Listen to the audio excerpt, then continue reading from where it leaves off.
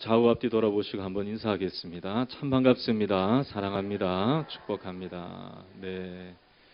혹시나 내가 잘 나왔나 못 나왔나 고민하고 갈등하시는 분들이 혹시 계실 것 같아서 다시 한번 인사하겠습니다. 잘 나오셨습니다. 네. 잘 오셨습니다. 여러분 정말 잘 오셨어요. 우리 주님이 주시는 은혜의 현장에 여러분들이 있는 줄로 믿습니다.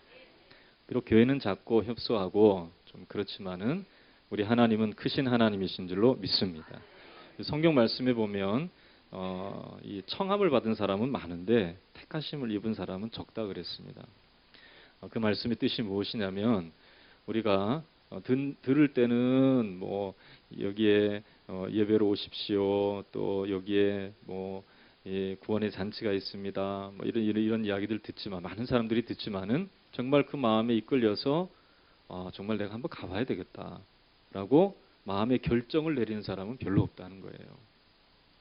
여러분들이 오늘 이 자리에 앉아 있는 것만으로도 참 이상하게 하나님께서 나를 이렇게 누군가 나를 참 귀찮게 하고 힘들게 해서 내가 이 자리에 와 있긴 했는데 그래도 내가 마음이 없으면 이 자리에 내가 안 와 있지 하는 그런 마음으로 앉아 있게 하신 것도 하나님의 섭리인 줄로 믿습니다.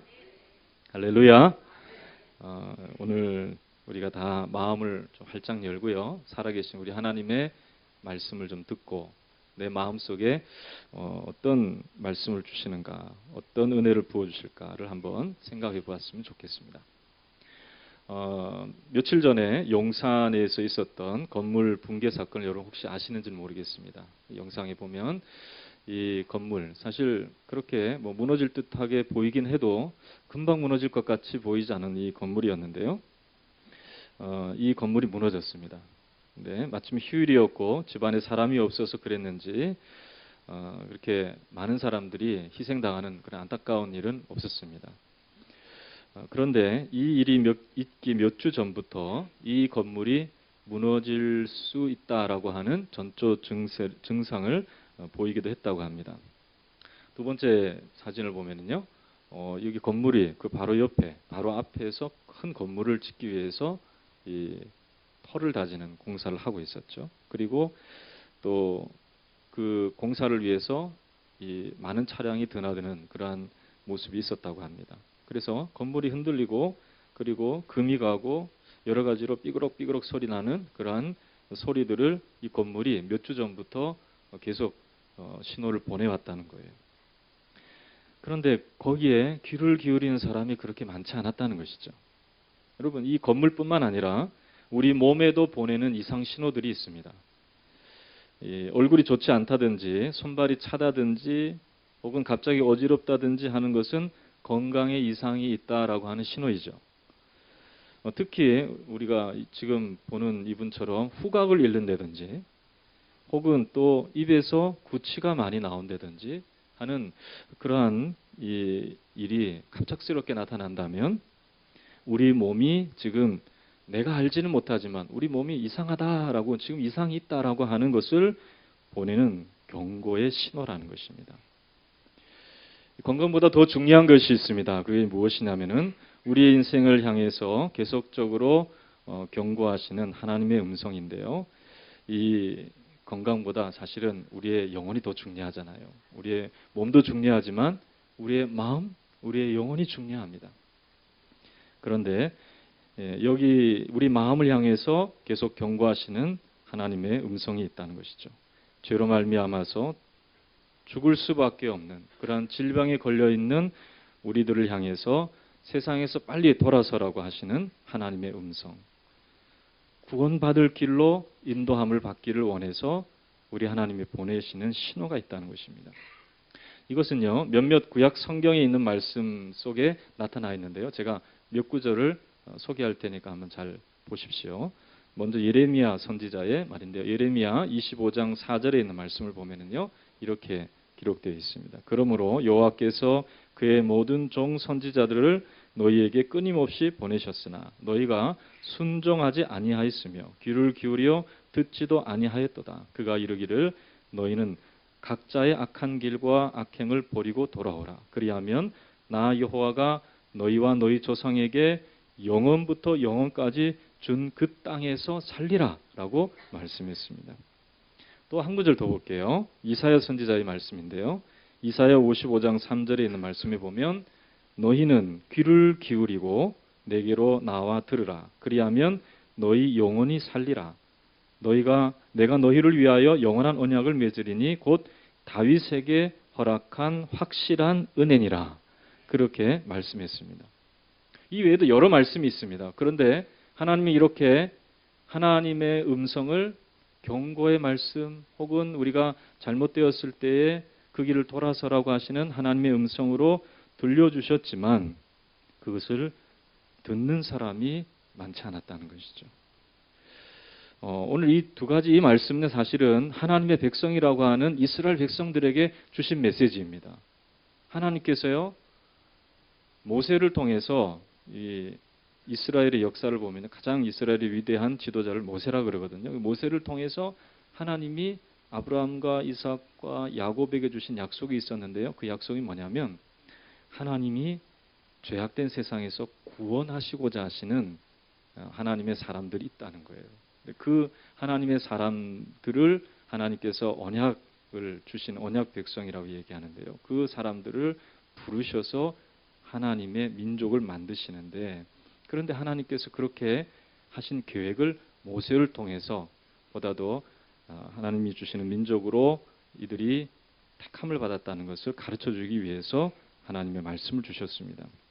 그런데요, 이들이 이러한 하나님의 음성을 듣지 않았다는 거예요. 하나님께서 택하신 하나님의 사람들임에도 불구하고 듣지 않았다면 하나님을 모르는 사람은 어떻게 하나님의 말씀을 듣겠냐는 거예요.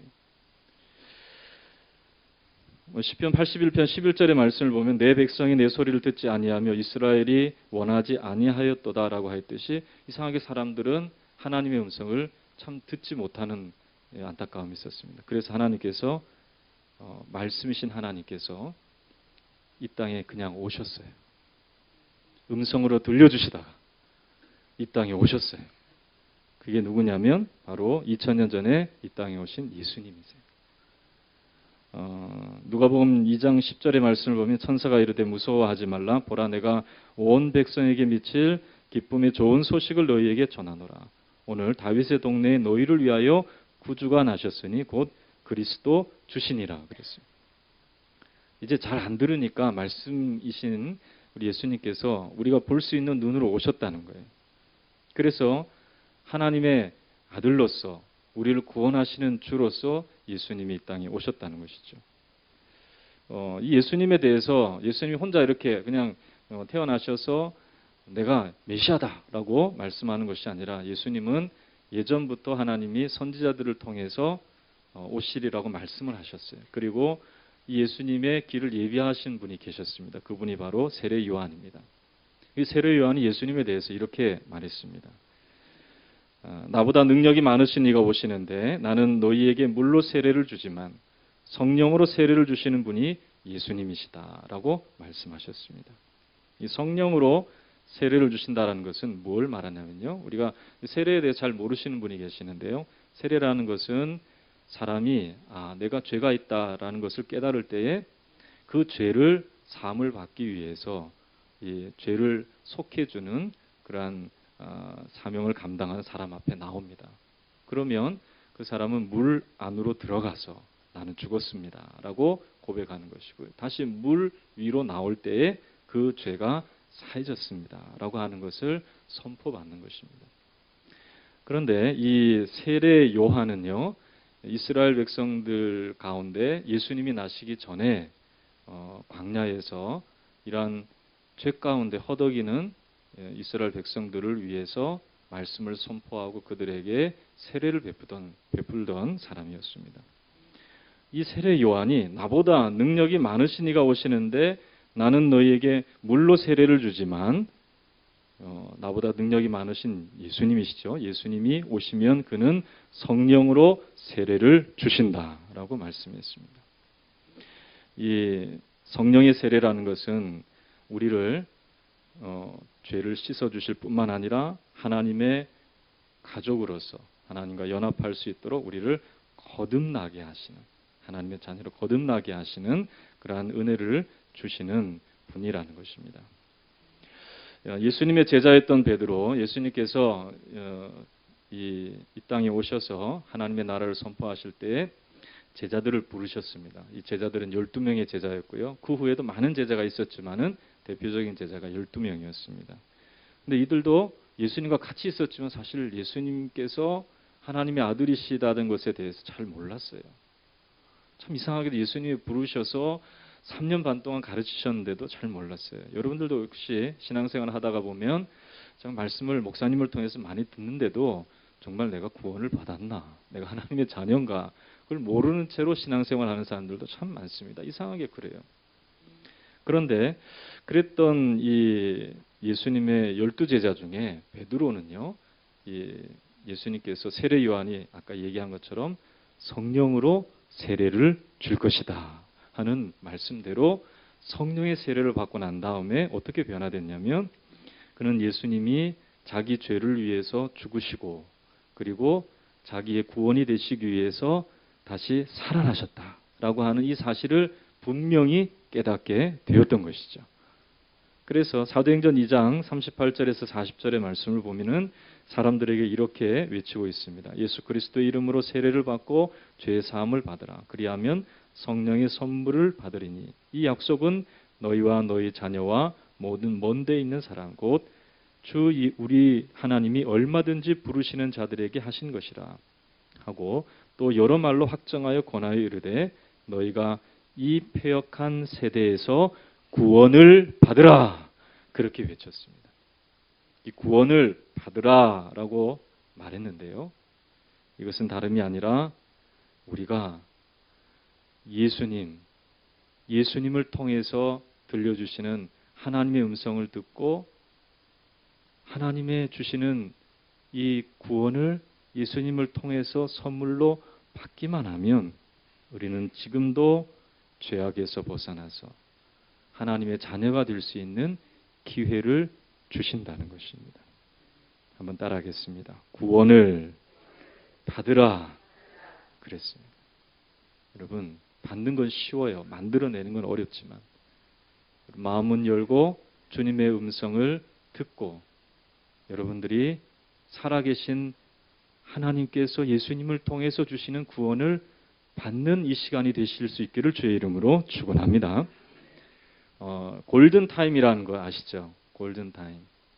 그것은 좀 특별히 또 위험한 일을 당한 사람들에게 꼭 필요한 시간이 골든 타임입니다. 심근경색, 뇌졸중 이런 위험한 일을 당하신 분들도 생존할 수 있는 시간이 있다는 거예요. 그 시간이 바로 어려움을 당했을 때 5분에서 10분 안에 응급 조치를 하면 살아날 수 있는 그러한 기간이라는 것이죠.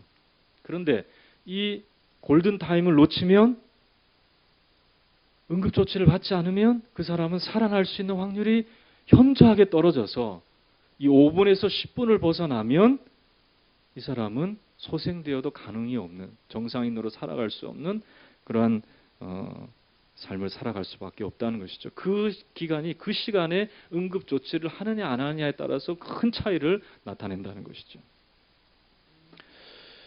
여러분 이 남북 정상회담이 있지 않았으면요 북미 정상회담이라는 것은 있지 않았을 것입니다. 골든 타임이 있었어요. 사실은 우리가 잘 알지는 못하지만은 지나온 시간이 지나가 보니까 그때 당시 우리 평창에 올림픽이 있었을 그때에 북한과 미국과의 관계가 굉장히 심각했다는 이야기가 슬슬 이렇게 나오기 시작합니다. 근데 그때 이 평창 올림픽 이후에 북한과 우리 남한과 북한이 정상이 만나서 이 판문점 회담을 하지 않았다면 어려움이 있을 수도 있었다는 거예요. 그 기간이 남북이 다시 화합할 수 있는 골든 타임이었다는 것이죠. 그때 이 남쪽에서 우리 대통령께서 그러면 시간이 해결해 주겠지라고 생각하고 손 놓고 있었다면 또 미국이 해결해 주겠지라고 생각하고 손 놓고 있었다면 아무것도 우리 가운데 이루어지지 못하고 오히려 더 상황이 악화될 수도 있었다는 것입니다. 그러나 그때 이 남북 정상의 회담이 결국 70년 분쟁의 중심에 놓여 있던 북한과 미국이 화해하는, 그래서 한반도에 평화의 소식이 들려지는, 아직은 완벽하지 않죠. 언제 또 돌아서서 대치 국면을 할지는 모르겠지만은, 그러나 극한 상황에서 벗어날 수 있도록 해주는 골든 타임이 있었다는 것이죠. 여러분, 하나님이 주시는 이 구원에도 골든 타임이 있습니다. 이 기간을 넘어서면 안 됩니다. 이 골든 타임은 언제냐? 여러분들이 지금 살아서 숨 쉬는 이 기간이 골든 타임이라는 거예요. 여러분, 이 기간 동안에 우리가 하나님의 음성을 듣고 하나님께서 주시는 구원을 선물로 받고 은혜를 선물로 받고 또 내가 어떻게 삶을 살아가야 할 것인가를 듣고 살아갈 수 있는 길을 얻을 수 있기를 주의 이름으로 축원합니다. 나중에 지나면요, 하나님이 계신가 아니 계신가 고민할 필요가 없어요. 우리가 못해도 한 120년은 살겠죠. 아무도 긍정을 안 하시네요. 예, 어르신들은 좀 더 건강하고 오래 사시기를 주의 이름으로 축원합니다. 그래서 아무리 오래 살아도 120년, 150년, 뭐 100년도 못 사는 게 우리의 인생이잖아요. 그때가 되면 우리가 안 만나려고 그래도 우리 주님을 만날 수밖에 없어요. 또 주님이 약속하신 대로 우리가 살아생전에 오시면 주님을 만날 수밖에 없는 거예요. 그런데 그때는 골든타임이 다 지나가고 난다. 그때 내가 주님을 보면서 예수님 이제 내가 믿고 싶습니다. 주님은 우리의 구원이 되시기 위해 십자가에 달려 돌아가셨습니다. 내가 예수님 믿고 구원을 얻기를 원합니다. 이렇게 해봐야 소용없다는 거예요. 지금 살아있을 때, 지금 주님의 음성을 들을 수 있는 이 기회 속에서 여러분들이 살아날 수 있는 기회가 주어졌다는 것을 분명히 생각할 수 있기를 주의 이름으로 축원합니다. 그래서 오늘 하나님의 말씀 이것을요 여러분들에게 다 드리려면은 한 달 동안 여러분들이 이 자리에 앉아서 하나님의 말씀을 들어도 다 못 들어요. 그래서 그 말씀을 4가지 원리로 요약해서 여러분들에게 설명하려고 할 때 여러분들 잘 들으시고 주님의 음성을 꼭 듣고 예수님을 통해서 우리에게 주신 하나님의 구원의 은총을 경험할 수 있기를 주의 이름으로 축원합니다. 첫 번째 원리를 말씀을 드릴게요.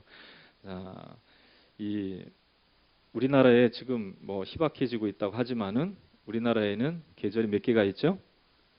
5개가 있나요? 네, 4계절이 있죠. 네, 한번 따라해 보겠습니다. 봄, 여름, 가을, 겨울. 그렇죠. 이 4계절이 있다는 것은 내가 지금 어느 때를 살아가고 있다 하는 것을 알려주는 계기가 되기도 합니다. 참 춥구나 하면 겨울을 우리가 살고 있는 거예요. 그리고 좀 따뜻하구나 하면 봄이죠. 이거 너무 덥다. 이제 좀 더워지죠. 그럼 언제를 살고 있는 거예요? 여름을 살고 있는 거예요. 또 선선해지면서 모든 게 다 울긋불긋하면서 색깔을 띠고 있는 마치 노을과 같은 그런 모습이 주변에 많이 펼쳐지면 그때는 언제입니까? 가을이죠. 그런 것처럼 이 하나님의 말씀에도요 4가지 영적인 원리가 있어서 지금 내가 어떤 환경에 처해 있는가, 내가 지금 어떤 처지에 놓여 있는가를 알려주는 그러한 원리가 있습니다. 첫 번째 원리는 무엇이냐면요, 한번 따라하겠습니다. 하나님은 당신을 사랑하시며 당신을 위해 놀라운 계획을 가지고 계십니다. 성경의 말씀을 요약하면 하나님의 사랑이라고 표현하기도 합니다. 하나님은 여러분들을 사랑하신다는 거예요. 그리고 여러분들을 위해서 놀라운 계획을 가지고 계시는데요. 그런데 많은 사람들이 이 사실을 모르고 살아간다는 것입니다. 하나님의 사랑을 깨닫는 것이 얼마나 중요한가 제가 한번 설명을 해드릴게요. 하나님의 사랑에 대해서 로마서 13장 10절의 말씀을 보면 율법의 완성이라고 그랬습니다. 그리고 또 이 골로새서 3장 14절을 보면 이 모든 것 위에 사랑을 더하라. 이는 온전하게 매는 띠니라 그랬습니다. 그러니까 법과 관습과 우리의 생활의 모든 범사를 온전하게 하는 것은 하나님의 사랑이요. 그 사랑을 깨닫고 살아가는 우리들의 삶 가운데 이러한 초월적인 삶을 살아갈 수 있는 은혜가 주어진다는 것을 말씀하고 있어요. 여러분 한번 생각해 보십시오. 저도 이제 해변에 가서 썰물과 밀물을 경험할 때가 있는데요. 밀물이 쫙 들어와 있을 때는 그 바다가 아무것도 없이 그냥 뭐 거칠 게 없죠. 배를 타고 가면은 다 그냥 뭐 어디든지 갈 수 있는 저 수평선 너머에 어느 나라도 갈 수 있을 것처럼 평온해 보입니다. 그렇죠? 근데 물이 한번 싹 빠져 보십시오. 거기 뭐가 있죠? 갯벌만 보이시나요? 여러분 낭만주의자들이신 것 같아요. 저는 보니까 거기에 뭐 이 바리케이터 같은 그런 장애물 그리고 어떨 때 보니까 바다 중앙에 산과 같은 바위가 있더라고요. 이야, 저걸 물이 있을 때는 몰랐는데 물이 싹 빠지니까 저런 장애물들이 있구나 하는 것을 제가 알게 됐어요. 여러분 우리의 인생에도 하나님의 사랑의 수위라는 것이 있습니다. 하나님의 사랑으로 우리의 삶을 차고 흘러 넘치게 하는 그런 수위가 있어요. 근데 그 사랑 안에 우리가 있으면은 아무 장애가 되지 않는 것들도 그 사랑이 없기 때문에 장애가 되어지고 내 인생을 가로막는 그러한 모습으로 다가오는 것들이 참 많다는 거예요. 어떤 사람들은 인간관계, 또 물질의 문제, 건강의 문제, 여러 가지 문제에 인생의 장애물을 만납니다. 이런 사람들에게 필요한 것은 하나님의 사랑인 줄로 믿습니다. 그 사랑이 차올라야 돼요. 그래야 살아갈 수가 있는 거예요. 자, 봅시다. 하나님의 사랑이 우리 가운데 어떻게 나타나는지 성경은 이렇게 말씀하고 있습니다. 하나님이 우리가 읽었던 본문이죠. 한번 본문을 보면서 우리 다 같이 한번 읽어볼까요? 같이 시작. 하나님이 세상을 이처럼 사랑하사 독생자를 주셨으니 이는 저를 믿는 자마다 멸망치 않고 영생을 얻게 하려 하심이라 라고 했습니다. 참 멸망할 일들이 참 많다는 거예요. 이 땅의 삶을 살아가다 보면. 돈을 사랑하다가 돈 때문에 또 잘못된 이성교제 때문에 멸망을 당하는 경우도 있어요. 잘못된 삶의 습관 때문에 멸망을 당하는 경우도 있어요. 그러나 하나님께서 예수님을 보내어 주셔서 하나님 우리를 사랑하심으로 말미암아 독생자를 주셨으니 이는 저를 믿는 자마다 멸망치 않고 영생을 얻게 하도록 우리를 그 모든 인생의 장애물에서 벗어날 수 있도록 우리를 인도하시는 하나님의 사랑이 성경 말씀에 기록되어 있다는 것이죠. 그 사랑을 여러분들이 받아 누릴 수 있기를 주의 이름으로 축원합니다. 그래서 예수님은 요한복음 10장 10절에 도적이 오는 것은 도적질하고 죽이고 멸망시키려는 것뿐이요 내가 온 것은 양으로 생명을 얻게 하고 더 풍성히 얻게 하려 함이라 했습니다. 예수님 안에는 풍성함이 있습니다. 예수님을 보내주신 하나님의 사랑 안에는 풍성함이 있는 줄로 믿습니다. 그런데 왜 예수님은 2000년 전에 오셨고 그 사랑, 하나님의 사랑으로 우리 가운데 주어졌음에도 불구하고 대부분의 사람이 이 풍성한 삶을 누리지 못하고 인생의 장애물을 만나서 허덕거리고 있을까요? 그것은 그 이유가 제2 원리에 있어요. 여러분들이 지금 어떤 삶에 여러분들이 해당되는지 잘 한번 살펴보세요. 두 번째 원리는 사람은 죄에 빠져 있습니다.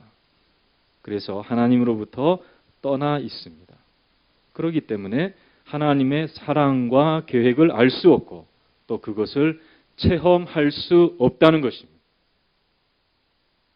여러분, 마치 물이 빠지듯이 죄악으로 말미암아 하나님의 은혜가 우리 인생 가운데서 빠져나갔다는 거예요. 자, 로마서 3장 23절의 말씀을 보면은요, 여러분들 인정하기 싫지만은 이렇게 선포하고 있습니다. 모든 사람이 죄를 범하였음에 하나님의 영광에 이르지 못하더니 한번 따라해 볼까요? 모든 사람이 죄를 범하였음에 하나님의 영광에 이르지 못하더니 그랬습니다. 이 모든 사람이라는 것은 저와 여러분들 다 포함하는 것입니다. 누구는 죄 없이 태어나고 누구는 죄 있게 태어나고 이런 게 아니에요. 모든 사람이 다 죄를 범하였다고 그랬어요. 그래서 그 결과 그 죄, 내가 죄 가운데 있다는 것을 알게 되는 그 사실이 무엇이냐면 하나님의 영광에 내가 이르지 못하게 되었다는 거예요. 즉 하나님이 주시는 그 영광의 말씀, 그 영광의 약속, 하나님의 영광의 은혜를 경험하지 못하고 그저 그냥 내 식대로만 살아가게 된 것입니다. 원래 하나님은 사람을 지으셨을 때에 자신과 교제하면서 하나님의 영광의 빛을 맛보며 살아갈 수 있도록 하나님이 지으셨어요. 우리 안에 하나님의 형상이 있어요. 그러나 그것이 지금 죄로 말미암아 오염되고 말았던 것이죠. 그래서 사람이 태어나도 사람답게 살지 못하는 모습이 있습니다. 여러분 아무리 좋은 환경 속에 태어나도요. 이상하게 사람답지 못하게 살아가는 사람들이 너무나 많아요. 그것은 다름이 아니라 사람을 지으신 하나님과 더불어 교제하지 못하였기 때문에 느끼는 감정이에요. 그 공허함을 메꾸기 위해서 사람들은 다른 대상들을 찾습니다. 자기의 외로움을 한번 달래보려고요. 특별히 이 어르신들 중에서는요. 이제 아이들 시집장가 다 보내고 어르신들 중에서는 외로움을 달래기 위해서 주로 뭐를 키우게 되냐면 강아지를 키운다는 거예요. 개를 키우는 사람들이 참 많다. 그렇다고 해서 개를 키우는 가정이 다 그렇다는 얘기는 아니에요. 그러나 대부분 이제 그런 경우가 많죠. 어떤 목사님이 아파트에 살면서 애완견 여러 마리를 키우는 부인에게 예수님 믿고 교회를 좀 나오시면 좋겠다라고 전도를 했다고 합니다. 그랬더니 우리 개들 때문에 못 나갑니다. 그랬다. 우리 개들 데리고 교회를 나올 수가 없잖아요. 그러니까 우리 개들 때문에, 우리 강아지들 때문에, 우리 이쁜이들 때문에 못 나간다고 그렇게 이야기를 한다고 합니다. 언제 한 번은 그 부인이 여러 마리 개를 키워서 이웃과 좀 이렇게 다툼이 좀 생겼어요. 개들이 좀 시끄럽게 짖잖아요. 그리고 막 긁어대잖아요. 그러니까 이웃 집에서 시끄럽다고 항의가 들어왔는데 결국 이 부인이 선택한 것은 이웃이 아니라 강아지였습니다. 그래서 다른 집으로 이사하게 됐다는 거예요. 나이가 70이 넘어서 목사님이 재혼하시는 것을 제가 본 적이 있습니다. 저는 처음에 그렇게 생각했어요. 얼마나 더 오래 사시려고 더 사신다고 결혼을 다시 하실까. 70이 넘으신 목사님이요. 사모님이 돌아가시고 나서 재혼을 하게 되었는데요. 근데 그 목사님이 하신 말씀이 무엇이냐면요. 외로워서 견딜 수가 없다는 거예요. 인간은 이렇게 외로우면 병들게 되어 있는 것입니다. 그래서 자신의 외로움을 달래기 위해서 다른 것들을 찾기 시작하죠.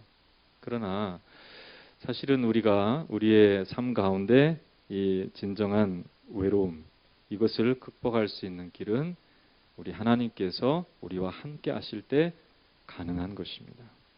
여러분, 하나님을 만나시기를 주의 이름으로 축원합니다.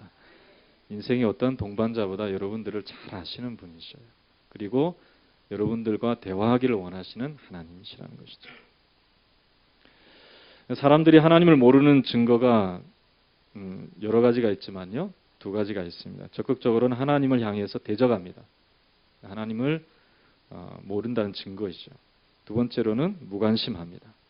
하나님 없이 나 살아도 난 내 마음대로 살아도 잘 살 수 있어. 이렇게 생각하게 되는 것이죠. 어찌하였든 이 두 가지 형태 가운데 있다면 그 사람은 이미 죄 가운데 있는 것이라고 할 수 있습니다. 왜냐하면 하나님과 교제할 수 없기 때문에 인간다운 삶을 정말 살아갈 수가 없는 것이죠. 마치 여러분 보시면은 지금 뭐 우리 앞에는 화분이 있지만은 보통 보면 꽃꽂이를 놔두잖아요. 꽃꽂이는 그 꽃이 아름답습니다. 그러나 뿌리에서 꺾여졌기 때문에 시간이 지나면 시들게 되어 있는 것입니다. 그런 것처럼 이 육신의 삶만 생각하면 살아있는 것처럼 보입니다. 우리는. 그렇죠? 그러나 아까도 얘기했지만 100년이 지나고 120년이 지나고 150년이 지나면 다 어떻게 됩니까? 죽게 되는 거예요. 그게 바로 우리의 인생이라는 것이죠. 성경 말씀에 보면 죄의 삭은 사망이라 그랬습니다. 모든 사람이 가는 길로 우리가 가게 되는 것처럼 보이지만은 이 이유는 바로 죄의 결과라고 말씀하고 있어요. 그래서 이 죄의 결과인 죽음에서 우리를 건져내시기 위해서 우리는 하나님께서 예수님을 보내셨다라는 것을 제3 원리로 우리는 알게 되는 것입니다. 여러분, 하나님께서는요, 우리가 하나님의 형상과 모양을 갖고 있기 때문에 그대로 죄 가운데 머물러 있는 것을 원치 않으셨어요. 그래서 예수님을 보내셨어요. 한번 따라하겠습니다. 예수님만이 나를 죄에서 건질 수 있는 유일한 길입니다. 그렇습니다. 도둑이 스스로 자기의 죄를 벗어날 수 있을까요? 못 벗어납니다. 그렇죠? 공범도 여러 명이 같이 죄를 범했다면 그 스스로 자기의 죄를 벗어날 수 있는 길은 없습니다. 여러분, 우리가 아담과 하와라고 하는 사람, 인류의 조상이라고 성경이 말씀하고 있는데요. 이 사람들이 죄를 범했습니다. 그 후에 태어나는 모든 사람들은 다 공범이에요. 똑같은 범죄를 저지르고 있어요. 그래서 이 사람들은 스스로 자기의 죄에서 벗어날 수가 없습니다. 그래서 하나님께서 우리를 죄에서 벗어날 수 있도록 하기 위해서 하나님이 직접 죄의 문제를 해결하시기로 결정하신 것이죠. 그래서 우리가 하나님께 이룰 수 없기 때문에 하나님이 오셔서 우리의 죄를 대신하여 죽으심으로 우리의 죄를 속량하시고 우리가 하나님의 원하시는 삶을 살아갈 수 있도록 구원에 이룰 수 있도록 인도하고 계시다는 것입니다. 로마서 5장 8절의 말씀을 보면은요, 우리가 아직 죄인 되었을 때에 그리스도께서 우리를 위하여 죽으심으로 하나님께서 우리에 대한 자기의 사랑을 확증하셨느니라라고 말씀했습니다. 한번 따라해 볼까요? 하나님께서 우리를 위해서 죽으셨습니다. 그렇게 성경은 말씀하고 있습니다. 죽으실 뿐만 아니라 죽으셨다가 사흘 만에 부활하셨다라고 말씀하고 있습니다. 이 고린도전서 15장 3절에서 5절의 말씀을 보면요, 이 사도 바울이라는 사람이 이렇게 말했습니다. 내가 받은 것을 먼저 너희에게 전하였노니 이는 성경대로 그리스도께서 우리 죄를 위하여 죽으시고 장사 지낸 바 되었다가 성경대로 사흘 만에 다시 살아나사 게바에게 보이시고 후에 12제자에게와 그 후에 500여 형제에게 일시에 보이셨나니 그 중에 지금까지 태반이나 살아있고 어떤 이는 잠들었으며 라고 말씀하고 있습니다. 예수님이 죽으시고 부활하지 않으셨다면 예수님은 이 세상에 있었던 많은 성인들 중에 한 사람이 되었겠죠. 석가모니, 공자, 소크라테스도 태어나서 좋은 일 많이 하다가 죽었죠. 예수님은요, 우리를 위해서 십자가에 달려 돌아가실 뿐만 아니라 성경에 말씀하신 그대로 죽으신 지 사흘 만에 살아나셨다라고 말씀하고 있습니다. 그럼으로써 예수님이 하신 말씀이 진리라는 것을 증명하게 되었던 거예요. 예수님이 어떤 말씀하셨냐면 하나님께서 자신을 이 세상에 보낸 것은 세상을 심판하려 하시는 것이 아니고 자기로 말미암아 세상이 구원을 얻게 하시기 위해서 자신을 보내셨다 그랬습니다. 그래서 자기의 이름을 부르고 자기를 따르고 세상에 있는 것들 의지했던 것들을 다 내려놓고 자기를 따라가면 구원의 은혜를 힘입게 된다는 것을 말씀하셨어요.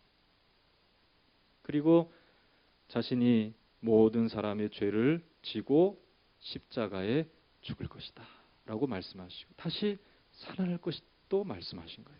그 말씀 그대로 되어진 것이죠. 요한복음 14장 6절에 예수님은 분명한 메시지를 제자들에게 주셨고 또 우리들에게 그 제자들을 통해 전달하셨습니다. 그게 무엇이냐면 내가 곧 길이요 진리요 생명이니 나로 말미암지 않고는 아버지께로 올 자가 없느니라 그랬습니다. 우리가 하나님의 사랑을 받기를 원하고 내 인생의 문제를 넘어서서 내가 원하는 길로 혹은 정말 좋은 곳이 있다면 그곳에 가고 싶은 마음이 있는데 그대로 되지 아니하였던 내 인생을 다시금 이렇게 세워주셔서 가장 좋은 길로 인도하시는 분이 바로 예수님이시라는 것을 말씀하고, 또한 성경이 약속하신 대로 죄악에서 벗어나서 그 죄의 침에서 벗어나서 사망에 이를 수밖에 없는 우리들을 생명으로 인도하시는 분이 예수님이라는 것을 분명히 말씀하고 있는 것입니다. 예수님이 곧 길이요 진리요 생명이라는 이 말씀을 여러분들이 마음속에 꼭 새길 수 있기를 주의 이름으로 축원합니다. 여러분, 이 세 가지 원리, 하나님 여러분들을 사랑하시고 놀라운 계획을 가지고 계셨지만 죄로 말미암아 그 사랑에 내가 이르지도 못하고 알지도 못한 모습이 있었다는 것. 그러나 예수님께서 그 죄를 담당하셔서 길이 되시고 진리가 되어 생명이 되어주셔서 그 사랑을 얻게 되었다라고 하는 이 진리를 그냥 단순히 아는 것만으로 충분하지 않습니다. 여러분들이 알고 그냥 그래 그런 일이 있었구나 이렇게 끄떡끄떡 거리는 것으로만 충분하지 않다는 거예요.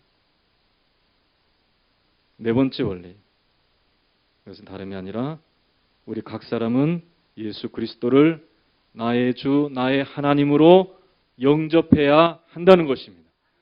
여러분, 이 시간에 마음 문을 열고 이 사실을 분명히 성경을 통해서 여러분들이 들었다면 주님의 경고의 메시지 혹은 어떤 사람은 살릴 수 있는 주님의 응급조치가 내려지는 그러한 순간일 수도 있습니다. 여러분, 이 음성을 듣고 분명히 주님을 나의 주, 나의 하나님으로 모셔드릴 수 있기를 주의 이름으로 축원합니다. 요한복음 1장 12절에 영접하는 자 곧 그의 이름을 믿는 자들에게는 하나님의 자녀가 되는 권세를 주셨으니라고 말씀하셨습니다. 믿는다는 것은 영접하는 것을 말하는 것이요.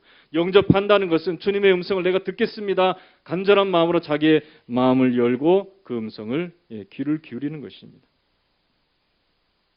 여러분, 이것도 사실 보면 성경의 말씀을 보면 내가 믿고 싶어서 믿는 것이 아니라 이상하게 그 말씀이 자꾸 들려지는 거예요. 내 마음속에 정말로 이 세상 살아가는 것이 힘들고 어려울 때에 나를 붙들어 주시는 분이 하나님이시는구나. 하나님이시구나. 내 죄를 사해 주시는 분이 하나님이시구나 하는 음성을 듣게 하시는 이도 하나님이신 줄로 믿습니다.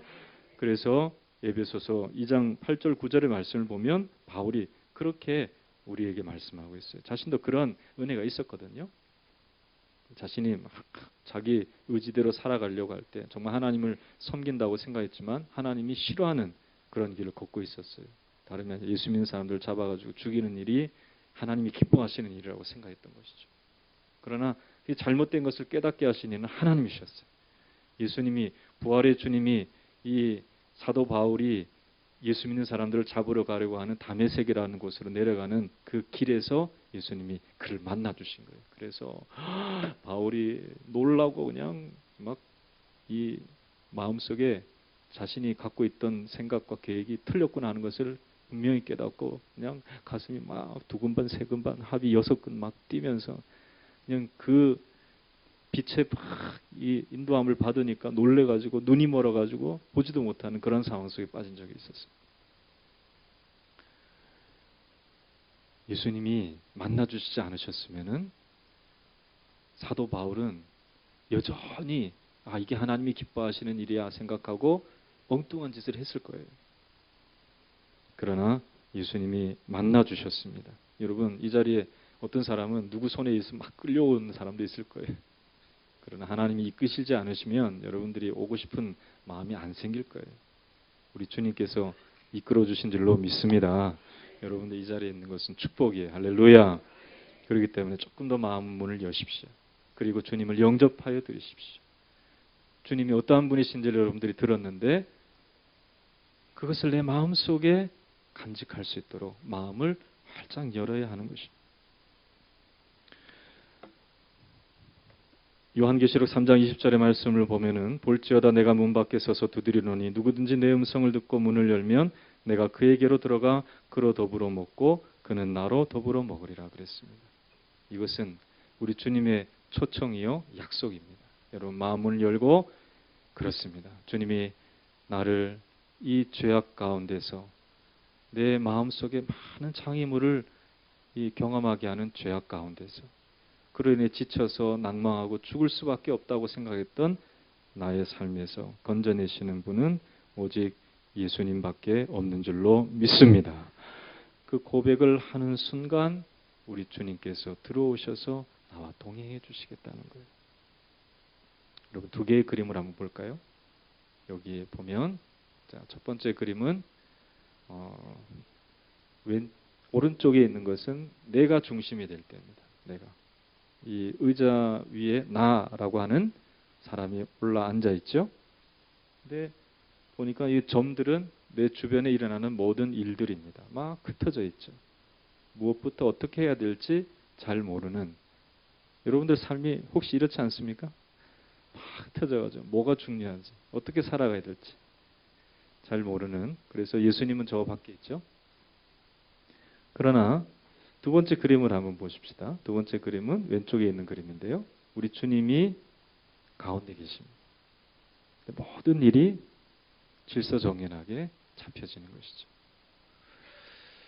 제가 이 그림을 여러분들이 볼 때 한 가지 예를 제가 한번 들려드리도록 하겠습니다. 요즘 여성 운전자들이 참 많죠. 남편이 아내를 운전을 가르치는 경우가 있다고 하는데요. 부부싸움을 하려면 그렇게 해라. 그런 말이 있어요. 사이가 안 좋아지려면 일부러 그러려면 아내에게 운전대를 넘기고 운전을 가르쳐줘라. 그런 말이 있어요. 옆에서 보면 열불 터지죠. 속된 말로요. 아니 운전대를 잡았는데 아니 앞을 보고 운전을 해야 되는데 자꾸 차를 봐요. 그러니까 앞에 뭐가 있는지도 모르고 왼편으로 가는지 오른편으로 가는지 그러다가 그냥 앞을 봐 하는데 앞만 보고 가다가 옆으로 가야 되는데 옆을 또 못 봐요. 그게 이제 초보 운전이죠. 여러분 차의 운전대도 이 초보 운전에게 맡기면 불안하기 짝이 없습니다. 그렇죠? 어떤 일이 어떤 상황이 벌어질 줄 몰라요. 그런데 우리의 인생의 운전대를 무면허 운전자에게 맡기신다면 어떻게 되겠습니까? 아니면 술 취한 사람들에게 맡기신다면 어떻게 되겠습니까? 이 세상에 향락에 취해 있거나 혹은 정말 인생을 모르는 사람이 무면허 운전자가 우리 인생대를 잡고 있다고 생각해 보십시오. 우리 인생은 어느 순간에 망가질지 모르는 인생을 살아갈 수밖에 없다는 것입니다. 여러분 한번 보십시오. 이쪽이 낫습니까? 오른쪽이 낫습니까? 왼쪽이 낫습니까? 그림상으로도 어때요?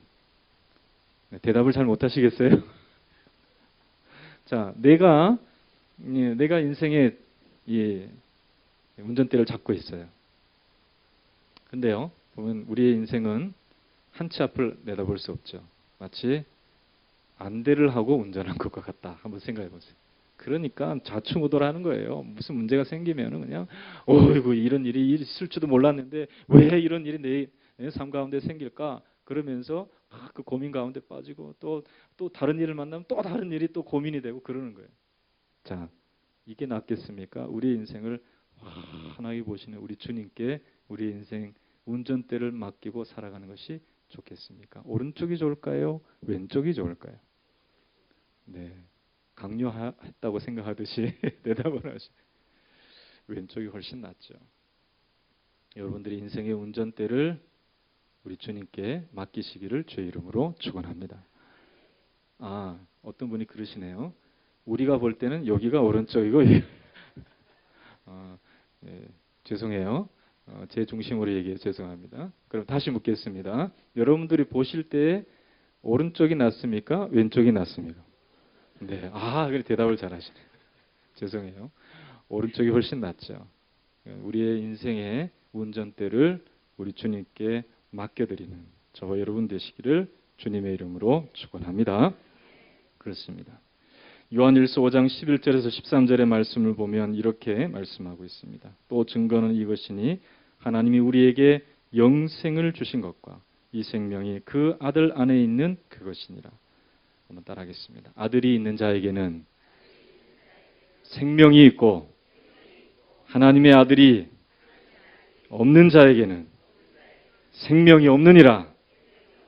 내가 하나님의 아들의 이름을 믿는 너희에게 이것을 쓴 것은 너희로 하여금 너희에게 영생이 있음을 알게 하려 함이라. 여러분, 이 시간 주님을 영접하여 들으셨습니까? 여러분들의 마음 속에는, 여러분들의 삶 속에는 하나님의 사랑이 흘러넘쳐서 마침내 영생으로 인도하시는 놀라운 축복이 있을 줄로 믿습니다.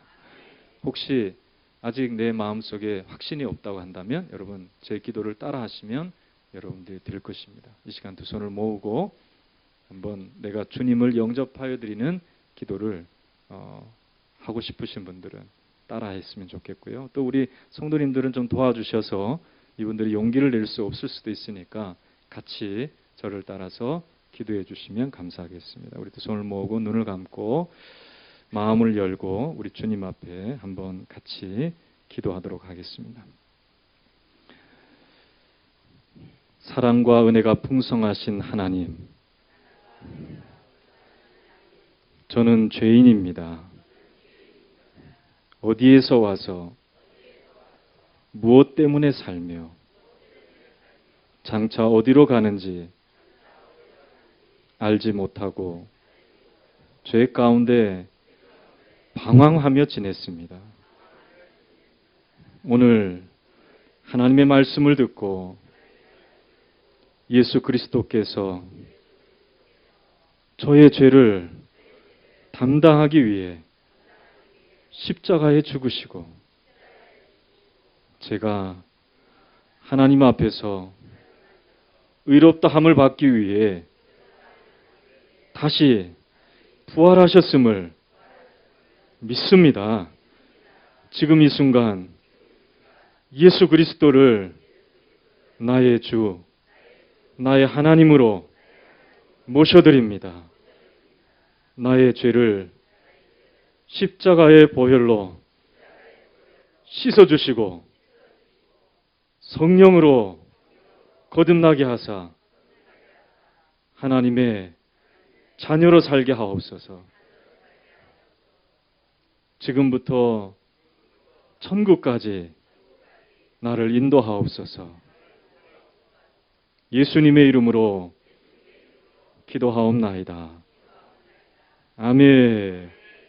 우리 하나님 앞에 영광의 박수 돌리도록 하겠습니다.